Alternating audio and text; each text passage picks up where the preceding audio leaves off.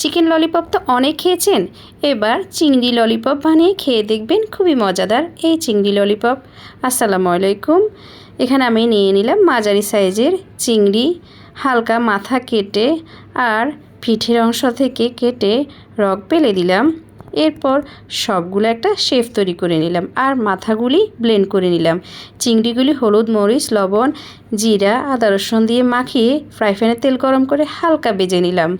আর এদিকে মাছের মাথাগুলির সাথে দিয়ে দিলাম আলু, আদা রসুন পেস্ট, বাটা চাল, গোলমরিচ গুঁড়া, দিয়ে দিলাম হলুদ, জিরা আর লবণ, মাখিয়ে নিলাম। দিয়ে দিলাম কর্নফ্লাওয়ার।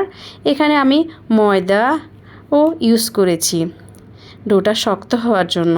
এরপর চিংড়ির গায়ে লাগিয়ে ললিপপ আকারে শেপ তৈরি করে নিলাম। ডিমে চুবিয়ে ব্রেড ক্রামে গড়িয়ে ললিপপের একটা এক্স্যাক্টলি শেপ দিলাম। তারপর ফ্রাই প্যানে তেল গরম করে ভেজে নিলাম মুচমুচে মজাদার চিংড়ি ললিপপ। বাচ্চারা খুবই পছন্দ করেছিল।